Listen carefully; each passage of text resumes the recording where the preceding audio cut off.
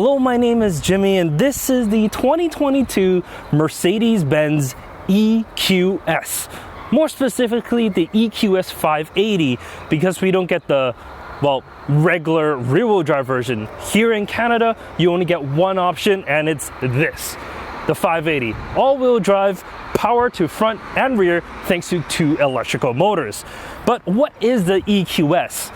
A lot of people say it's the S-Class of the electric realm of Mercedes, but I don't like to think of it that way, because if you do that, you're comparing an S-Class to an EQS, and I just don't think that's fair. They're not doing what the BMW 7 Series is doing with the 2023 model year of the i7 and the regular 7 Series, both on the same platform. It's two completely different cars. So let's talk about the EQS here a little bit more, starting with the looks. This specific EQS here has the AMG Night package, so the things, that are supposed to be chrome, some of it is darkened out, but you still get chrome, don't you worry, as there is definitely chrome up here. The front end is distinctively Mercedes. You still got the three-pointed star right in the center, and you got some AMG looking like grills on the bottom. Off to the side here is where we get the egg shape that it is. The wheels on this one are 21 inches, but the standards are 20, and you can go up to 22 if you like. The front here, it doesn't open for you and me. It doesn't have a frunk. It can open, but only for technicians. So if you need to fill up your windshield washer fluid, there's just a little flap right here allowing you to do so. Off to the side, of course, you have these automated pop-out door handles, and they are illuminated at night, which makes them so fabulous to use. And then back here, we get this full width LED light bar that stretches across the entire midsection here. Of course, being a North American vehicle, we do have these bumper knobs on the back, which ruined the look a little bit for me, but I'm okay with it. I understand why they're there. Protection, right? If you open up the trunk, it actually is quite large. Because the EQS is a hatchback, you get plenty of space in here. Obviously, you can remove the tonneau cover if you like, and of course, fold down those rear seats to expand the storage a little bit more. And there's a little bit more space on the back here underneath the cover. But let's head to the inside, starting with the rear seats. All right, the rear seats of the EQS. Honestly, it's not bad back here. I'm 5'11". I don't get as much headroom as I really want, but it's sufficient. If I slouch a bit, it's absolutely fine. The thing I will complain about is the seats. The rear bench, how it's angled, it's just a little bit weird. Because of the EV architecture, the battery is underneath the floor, so you don't get as much room for your legs. So what they do is they raise the bench a little bit to make it so that you get a little bit more leg room. It's weird, but it just doesn't feel right back here. And another thing is, because this specific model doesn't have the executive rear seat package, that's 7,000 Canadian dollars, this blank switch to my right is very blank and just looks odd. I mean, sure, if you opt for that package, you get the heated rear seats, the massaging seats, and all of that, but I get nothing, and it just looks odd in a premium vehicle like this. Maybe if they just cut it a little bit smaller so it doesn't look as weird. But hey, that's just nitpicking. But I mean, when you're spending this kind of money, you're kind of allowed to nitpick, aren't you? If you're going to be fitting car seats into this vehicle, I am a child passenger safety technician, and here you can see I have the Collect Link on the driver's side. It does fit with no problems, but because of the seat position, it is a little bit awkward, and not all seats will fit in here as well as this. In terms of a rearward facing Collect Foof on the passenger side, also, there's no problems here, but once again, because of the angle on the bench, it does make the install a little bit awkward, and you might have to use towels or pool noodles to make sure that the seat is installed properly and safely within the vehicle. And if you're looking to fit 3 car seats, to my surprise, the EQS was able to fit that with no problems. But that's enough of the rear seats. Let's go to the front where all the action is. All right, the front seats of the EQS. Because this specific vehicle has the premium package, I have heated, cooled, as well as massaging seats, and they're just as comfortable as you're currently thinking. It's perfect in here. And of course, I got these pillows because why wouldn't you have pillows in your vehicle? It's just so comfortable. In front of me, I do have the updated Mercedes steering wheel, and of course it's heated. The buttons, I'm getting used to it now, but at first it is a little bit harder to use, but it's certainly better than the 2-tier steering wheel that you can get on some other Mercedes product. Behind, of course, there's a digital cluster. In fact, that digital cluster is connected to all the other displays. This cluster, though, it shows you everything that you need, and of course it's customizable. Currently, I have this sport display, which shows this ball, so you can kind of see how much G's you're pulling in corners. Honestly, it's not something I care about, but I just think it's cool and futuristic, so I have that up. As for the heads-up display, it's an augmented reality heads-up display. So that shows you plenty of data and information. And of course, you can have this ball thing going on there too, to have a more futuristic look of your vehicle. I think the display technology in this vehicle is absolutely great, because this hyper screen, it really wows you. And anyone that sees it, it's like, damn, that's a huge display, because it spans the entire dash. You got everything that you need: CarPlay, Android Auto, a really, really good mapping system that's built in, and of course you got the Hey Mercedes, and that works really well in here. And of course you got a display for your passenger side. I mean, while I'm sitting here looking across, it looks like a picture. It looks fake, but it's a full display that your passenger can use to control the climate, audio system, whatever they want. This system, I mean, it's so amazing to look at. The only thing is, depending on some sunlight scenarios, because it is a giant display, the reflections are a little bit kind of in your eyes. And because it is a giant display, there's no physical buttons other than, of course, your stocks and the hazards button, and that's really it. Everything is built into the screen, so you're gonna get used to that over time. Another thing is, well, because it is a giant display, everything is moved up a little bit. So the height of the dash is actually a little bit higher than you might imagine. So it feels a little bit more cocooned in here than you might like. There are other vehicles which give you a bigger dash, Teslas of course, because of, well, just their displays and their dash is lower down.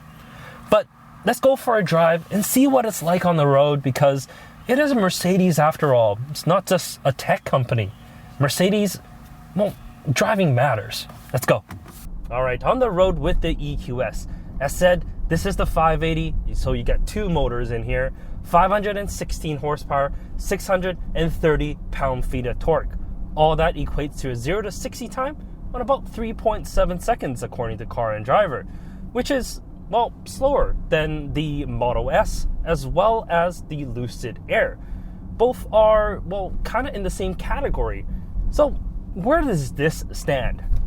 Well, Mercedes has taken that comfort route, and you certainly feel it while driving it. I mean, it's still quick, as I will now demonstrate with my acceleration face. Jeez. It's absolutely fine in terms of its acceleration. It's more than quick enough for anyone, really. It's fantastically quick.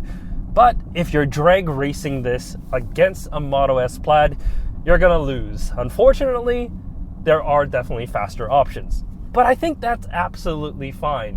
What Mercedes is aiming this as is, well, it's a luxury vehicle that just happens to be quick. And the amount of power that this has, it's not designed to just rip your face off. It's more so that you can get to your destination faster or keep up with Autobahn speeds. That's what it's designed for. And it certainly feels that way because the suspension on this, it's so plush, it's so soft. Maybe a little too soft for some. In comfort, I just find it a little bit too floaty for me. My wife actually got a little bit of car sick in here because of the floaty suspension. So I've been using it on sport mode or individual, where I have the suspension a little bit tighter, just, well, to make it feel a little bit better in here, instead of that floaty kind of feel that you might have in, well, the standard configuration. In corners, well, yes, it's still a very heavy vehicle, and you absolutely feel that. But I think it's fine. No one's taking this to autocross or anything like that. But what I will say is it's very, very sure-footed. And because it has all-wheel steering, low-speed maneuvering is amazing on it. Because this has the optional package, so it has the 10 degrees of rear steering, it just means that it's super maneuverable. In parking situations, it's absolutely amazing. This is a very long vehicle, but it doesn't feel like it in any situation. And because it does have that longer wheelbase and the rear steering, well, goes with the front wheels on higher speeds, it means during high speed lane changing, it's super confident there as well. It's just an amazing place to drive, an amazing place to be. In terms of all the active safety features, being a 2022 model, and of course as high tech as it is, it has everything that you need. Adaptive cruise, lane keep, and it has a really good system where, you signal and it does the lane change for you. And it works really, really well. That's nothing new. A lot of cars have that these days. What is different about this vehicle is, the regenerative braking that's on this. When you start off the vehicle, it always starts off with normal recuperation, and you have to use the paddles to change that. You press the left for more, you press the right for less. It doesn't have one pedal driving, so it doesn't come to a full stop for you. But what this vehicle has that is very, very weird is if you press and hold that left paddle, it goes into intelligent recuperation. So it's really, really smart. Maybe too smart for its own good. So what it does is it knows the speed limit. So for example, right now, if I'm driving above the speed limit and I let off, it's like, hey, you're probably going above the speed limit. You probably want to slow down to that. So it actually slows down the vehicle for you. It sees the vehicle ahead. If the vehicle is slowing down, it slows you down as well. It's not like going to fully brake for you. At least I don't think it does. I haven't been gutsy enough to test that. I don't want to run into the vehicle in front of me. But it's so good at predicting that information. So I was driving down a hill, for example, and the speed limit there was 50 kilometers per hour.